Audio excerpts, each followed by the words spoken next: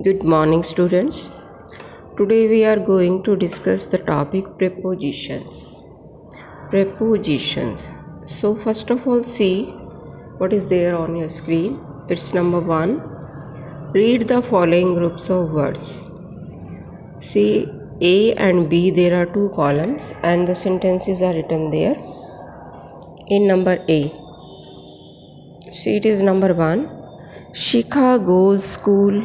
Kavita, there is no ink, the ink pot. The boy ran, the crowd. She saved the child, the snake. So the words or the group of words that are written in the column A or under A make the little sense, but they are not making the complete sense. Now let us read B. What is there in column B? Shikha goes to school with Kavita. There is no ink in the ink pot. The boy ran through the crowd.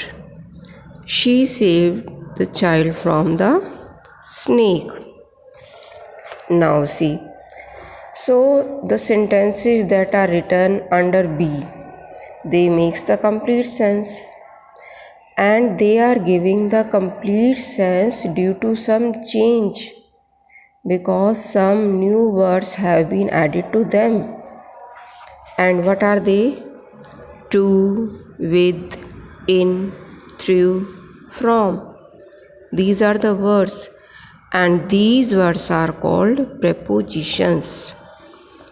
These words are called prepositions. So, a preposition is a word often placed before a noun or a pronoun to show its relation to some other word in the sentence.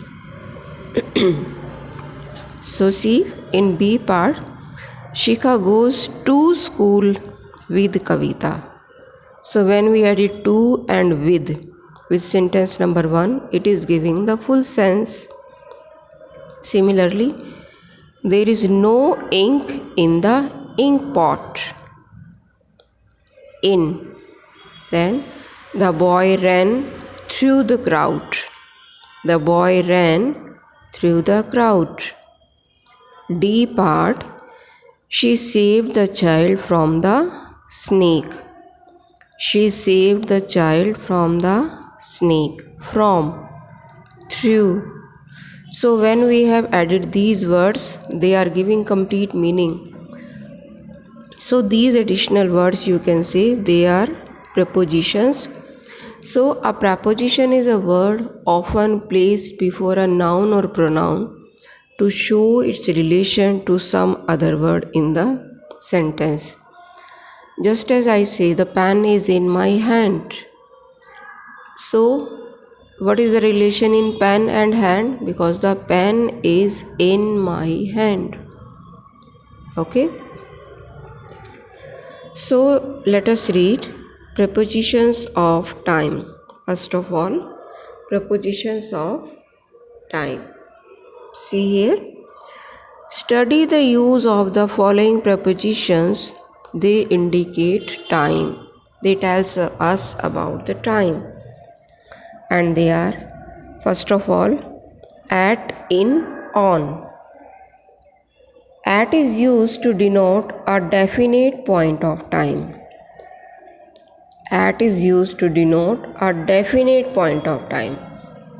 Definite means 8 a.m., at 5 o'clock, at sunset, at Christmas. Then the second one, in is used to indicate a period of time. In is used to indicate a period of time. So see, the period of time is in August, in spring, in 5 minutes, in the morning, in 1988. It is period of time. At we have used to denote a definite point of time, and in is used for a period of time. Then on. On is used before the names of the days and dates. Before the names of days and dates. Just as on Sunday, on 26th January, on Christmas Eve. On Sunday, on 26th January, on Christmas Eve. So on is used before the names of days and dates. Now see the next one. It is in or within.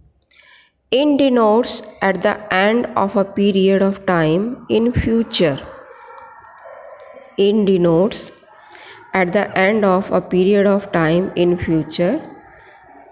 Just as I shall be back in 2 days. That is at the end of 2 days.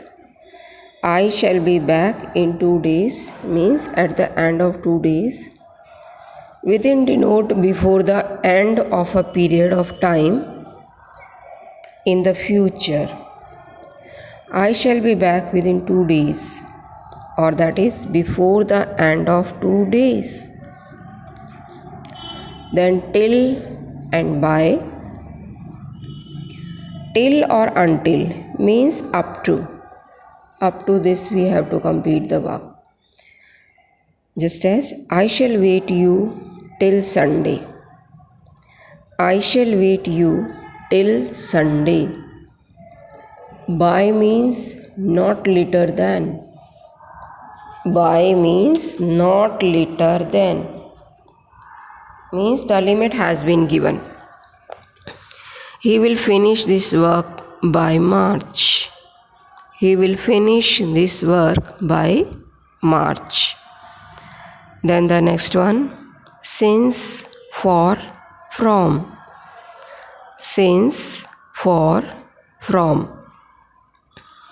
Since is used for a point of time and is preceded by the verb in the perfect or perfect continuous tense. Since is used for the point of time. For example, I have waited for you since morning. It has been raining since Friday. For is used for a period of time and is also preceded by a verb in the perfect or perfect continuous tense. See, he has lived here for 5 years. They have been writing for 2 hours. He has lived here for 5 years. They have been writing for 2 hours. From is used for a point of time but can be preceded by a verb in any tense. From is used for a point of time but can be preceded by a verb in any time. For example, he worked from morning till evening. The office remained closed from 1 p.m. to 2 p.m. Then the next one is before and after. Before means earlier than. He came before 8 o'clock. After means later than. We reached there after the meeting. So during is also there, and during is used to express the idea that an occurrence or situation continues throughout the whole of a specific period. Just as we work during the day and sleep during the night. I shall visit you during the vacation. So in this way we have discussed today the prepositions of time.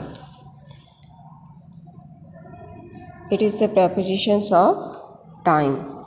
So they are at, in, on, in, within, till, by, since, for, from, before, after, during. So A preposition is a word placed before a noun or a pronoun to show its relation to some other word in the sentence. So, today you try the exercise on the basis of the prepositions of time, and tomorrow we shall discuss the next. So, bye for today.